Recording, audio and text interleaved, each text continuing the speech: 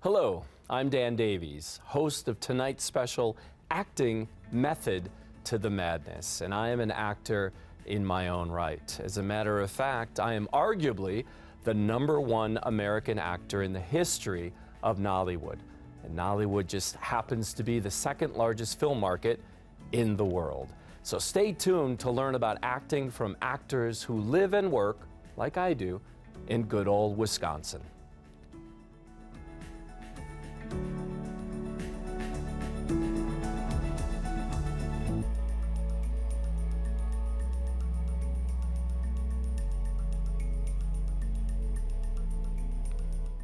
Welcome back.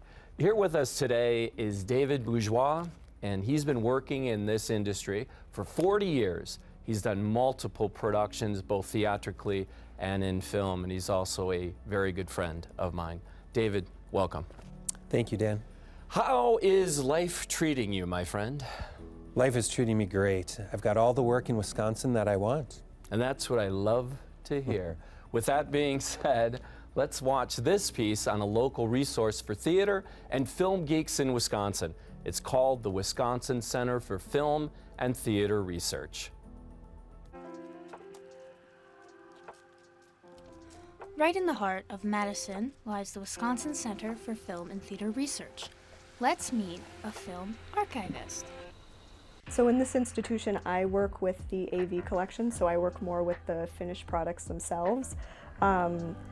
We cover the areas of film, theater, and television. I think our film collections tend to be more robust just because, I don't know, maybe people think of saving that stuff more. We do definitely have theater collections. It also may be that archives in the past have always kind of been about analog stuff, you know, photographs, papers, VHS videotapes in my case, because I'm an AV archivist, and 35 and 16 millimeter film. But now we're getting people's computer hard drives, the videos they've made on their phone. While the WCFTR save digital, their main job is to archive old films. A big one that we're working on now is the collection of a video artist named Wendy Clark. And Wendy did a lot of what we call participatory projects. So she would do kind of like what we're doing right now, not to break the fourth wall, but she would set up a camera, have people talk about their feelings on a certain topic, most notably love. She would have them sit in front of the camera, and for 3 minutes they would speak about anything to do with love, romantic love, friend love, and these are incredible little capsules of all different types of people. Projects like the Love Tapes help people remember the history. Knowing what has happened before helps you prepare for things to come, and also gives you a different perspective. Seeing how things were handled, done in the past, maybe, and especially poorly, helps us hopefully do better the next time. Acting, like any craft, has experiences to learn from. An actor brings a lot to a role. Certainly, like, the writers are super important, and having something good on the page makes a good character, but whether that actor is going to play it really genuinely, or like they have a secret, or whether just the physical stature of an actor is more imposing, definitely changes how we perceive that character and then the whole work in total.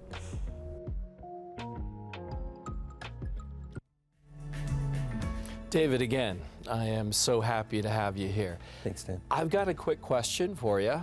How has the industry, especially here in Wisconsin, changed since your genesis, since your beginning? I think the biggest thing is programming. All these small community theater, they need to program their season so that they fill the seats with people. So they need to present shows that people are willing to come to, especially since COVID. If they were able to survive through the pandemic, you know, it's all about budget.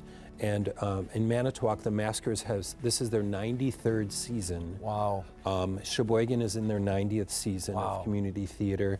Memories Ballroom in Port Washington, 34 years. And Tisch Mills, the Forest Inn, over 30 years of theater. So there's a lot of areas for me to work in. Sure, sure. Wisconsin has a robust theater Yes. Industry, in essence. How long have you been acting?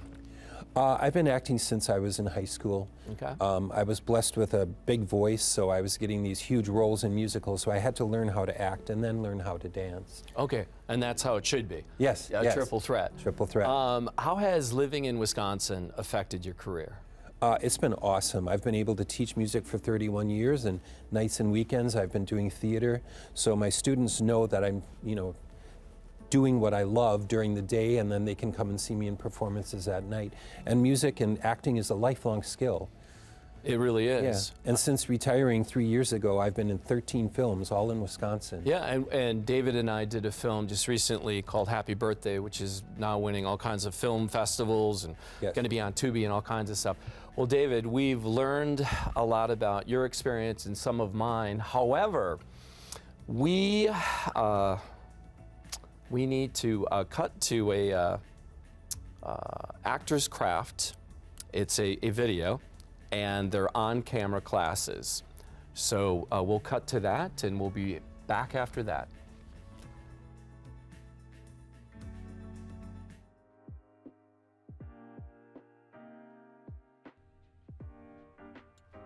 In Milwaukee, Wisconsin, there are many options to learn theatrical acting from experienced professionals. One of them is UWM. I've tried pretty much every sport you can possibly think of. I started with cheer and I hated it. And I did taekwondo, I tried, soccer, I tried just a few different things. And nothing really stuck at all. And so I tried to do theater for the first time. This was the moment actually that I first started taking acting very seriously. It was this audition for this show. It was like this community theater show, and I was 13 years old. I was the youngest one going into this production. I didn't even know if I was gonna get cast or not. I go into this audition and I'm just like, I don't know if I wanna do this, What if I auditioned for my first actual production? And I did, and I fell in love with it. And there was this one woman, she came up to me, her name is Luann, I love her. And she just basically told me, just go for it, just do it. What harm is it gonna cause if you just get up there and try? So, yeah. Probably going into my senior year of high school. Because before I wanted to be a speech pathologist, like my mom. But I decided I didn't want to do that type of school, and I'd rather be happy and maybe not have as much money than unhappy and maybe have a little more money.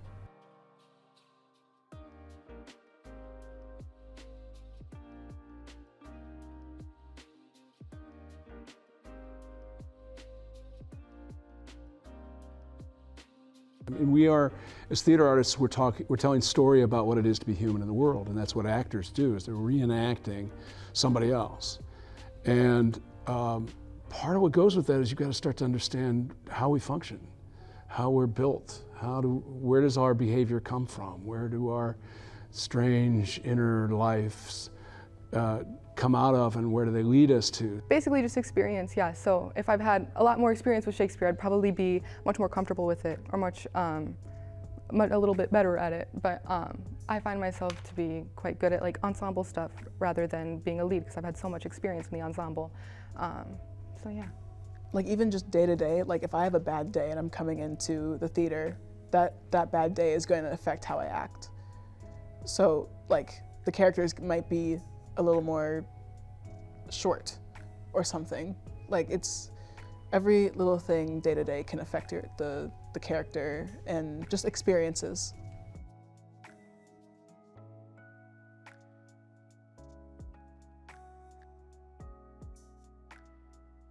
But what I've noticed is that it's a lot more particular about how they want things for on camera as opposed to theater.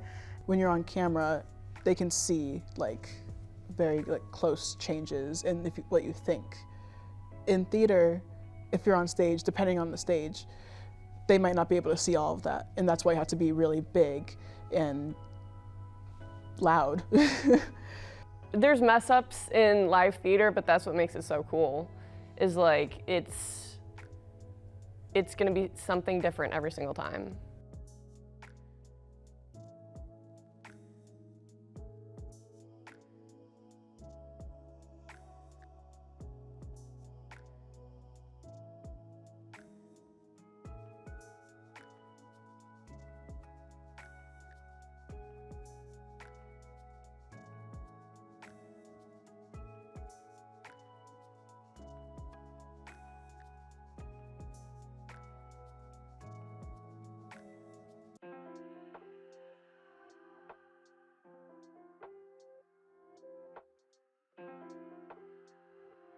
There's two levels of where you're always approaching. There is the technical level, the training level. So the voice, you know, parts of our instrument, our voice, our bodies, have to be strengthened, developed. The voice needs to be Loud individual, and that's something that I learned from a very young age when my mom and dad would tell me, be quiet, you're too loud.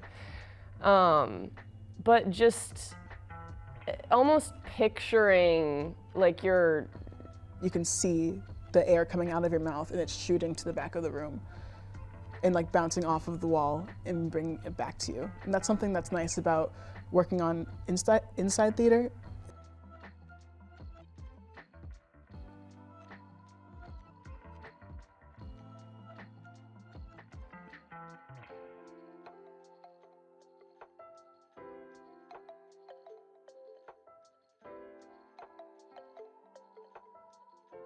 do it because you love it and you're passionate about it. Be humble, learn how to humble yourself, and have a lot of empathy. Because what do? We pretend to be somebody else. We pretend to experience the life of somebody else through their point of view and to step into their shoes. I mean, that's what's going to make the world a better place, is if we do that, if we really work at understanding each other and understanding difference. And that's what the theater's whole reason for being is.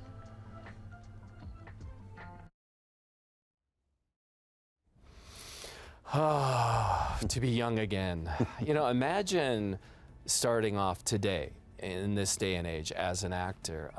On that note, do you remember your first theatrical play? What was it like? It was summer music camp at UW-Madison, probably in 1980. And I was just this tiny little kid with this huge voice. And I auditioned for their summer, their theater musical program that they put on in 2 weeks. And I got the part of this conqueror called Miles Glorioso. And everyone thought it was so funny because I was so small and this huge voice was coming out of me, and I had to take the bedspread off of my dorm room to wear as a cape that I would march all around the stage at UW-Madison on, and it was pretty life-changing. You know, and we had mentioned a little bit about the triple threat with, you know, learning dance and voice work in acting. I wish more actors did that because like the video said, this is our body, this is our tool, and we have to keep it finely tuned. Yes. And then very quickly, what do you tell actors who want to live in Wisconsin? What's the best advice you'd give them? You know, if you're in Wisconsin, you're less than an hour from any community theater. There's always ways to get involved, even if it's being an usher and you get to see the shows for free, or, you know, you get to be in the play, or you can help out with costumes, scenery, sets, anything. There's always stuff to do. There's always something to do Always. here in Wisconsin. Oh, that's awesome. Thank you so much, David, for being here. Thank you, Thank Dan. you. So stay tuned. We've got a video here, which is called Actors Craft and their on-camera classes. We'll be right back.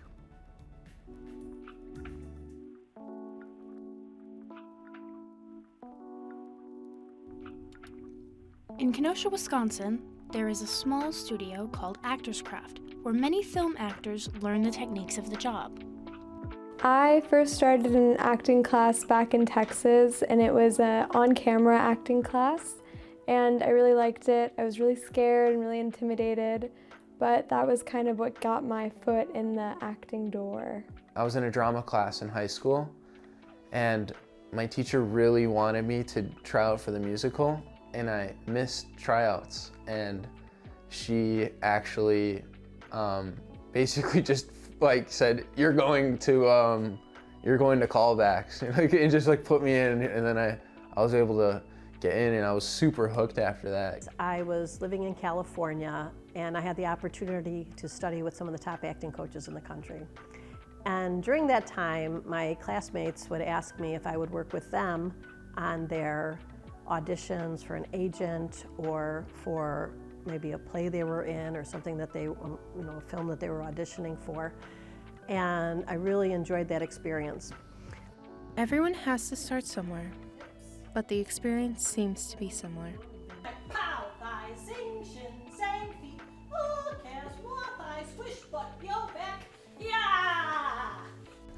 The foundation of great acting is the same, whether you are on camera or on stage. Your goal is to stay true to the playwright's intent. You want to bring yourself to the role. You want to live in your senses, taking in information, what I see, smell, taste, hear, touch, what touches me. I want to respond with a full emotional life and have access to that emotional life. All of these things are the same. What's different is...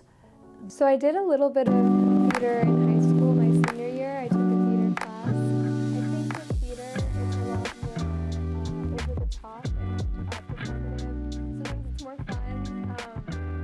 Like, you can't show you back to the audience. Otherwise, your voice will travel that way instead of to the audience. You have to be able to project. You have to hear you, not just the people in front of you. Way back, way up.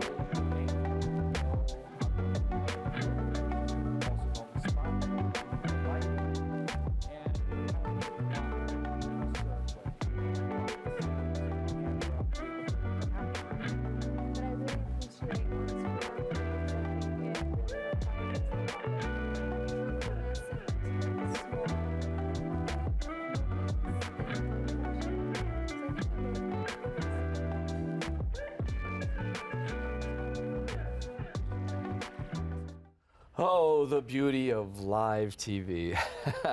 Well, in studio, we have an actor from the Actor's Craft, Max Newens. Max, welcome to the show. How are you doing today? Doing great, Dan. Thanks for having me. That is awesome. And we know each other. Mm-hmm. Max is a very talented young actor. How long have you been acting? Been acting about 6 years. Okay. Professionally, did you start theater or film? I started in film. That's where I started, yeah. Tell us about this Actor's Craft. Actor's Craft, well, it's really more of like a family. You go in there, and Maureen, my coach, she just does a great job of bringing people together. She really cares about her students. And I think if you really are serious, and you know this too, Dan, if you're serious about the craft, people think it's acting is not like a regular job. You got to go, if you want to be a welder, you can't just be like, oh, I'm gonna start welding some stuff up. That's not how it works. So I think find a place that is great, and Actor's Craft is a great resource in Wisconsin for professional coaching. And I always tell young actors too, take as many classes as possible. Take the voice classes, take the dance classes, take all the acting classes that you can, and really enjoy the process, because it's a journey. It truly is a journey. Now, you live here in Wisconsin, so have you found that journey satisfying as a Wisconsinite? Yeah, I think that Wisconsin's a great place to start your career. Go get some great coaching. There's tons of independent films on Actors of Wisconsin Facebook page, or you can go on Backstage, or just when you meet people through the school. There's so many opportunities to get there, get started, get in a film, meet other filmmakers, and build your career up. And just, there's so many, I think, people here in Wisconsin that want to work, that are great to work with. They care about the work, they care about you, Midwestern charm a little bit. Yeah, we got it all. We're the Yeah. home of, beer, cheese, bratwurst, and exceptionally good-looking, pleasantly plump people. Thank you, Max, for being on the show today. However, we still need you for a special demonstration. A demonstration? Mm-hmm. Oh, yeah. Today, we'll have all the actors, me included. We're going to meet in the studio. We'll be acting out a story called The Actor's Burden by Abigail E. Bean. So we're going to prep ourselves a little bit, and we'll be acting.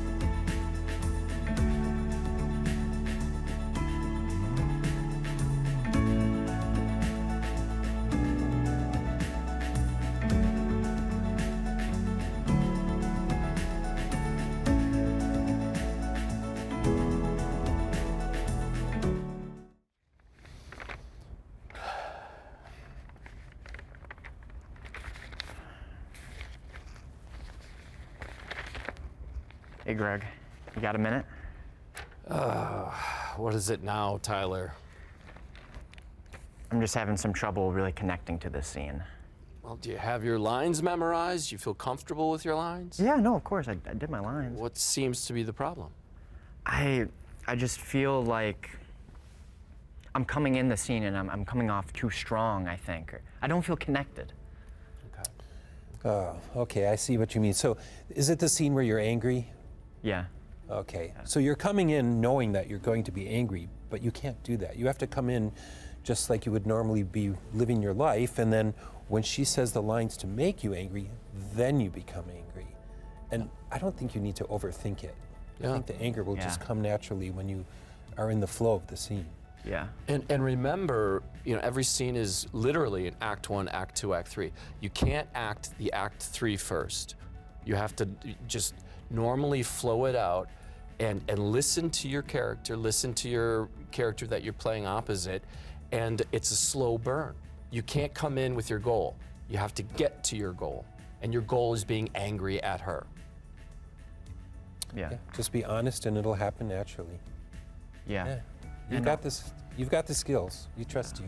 Oh, thanks, guys. I appreciate it. Yeah. Yeah. No, I think you're right, especially when you're talking about listening, because sometimes I come in and I want to start. I want to okay, let's. I'm supposed to be this way at this person, but I'm not even paying attention to that person. There's no relationship. I always tell people, especially young actors, you're going to listen with your ears to what the character is saying, but you're also listening with your eyes.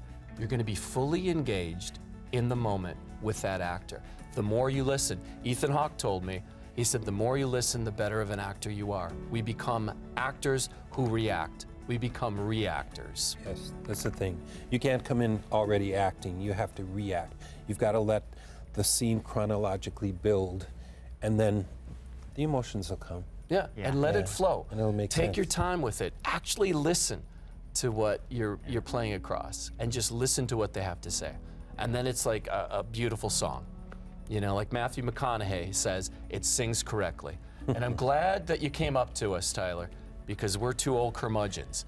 We like it when young people come up to us and ask us questions about acting. And I think you're doing a fantastic job. Oh, thanks, guys. I appreciate it. Yeah. You really are. We've got so much experience. Don't hesitate to tap into what we know. Yep. Yeah. And love what you do. For sure. Always love what you do. And if you don't love it, don't do it. Life is too short. Yeah. But thank you again. Oh, this is awesome. So this was a scene again, The Actor's Burden by Abigail E. Bean, who's actually our director here too. Yes. So this has been fun. Thank you guys so much. Thank you for watching. And if you're interested in any of these actors, including myself, to be in any of your productions, theatrical or film, each one of our names are listed in the description with a social media account for you to contact us through. So thank you very much. I'm Dan Davies, and good night.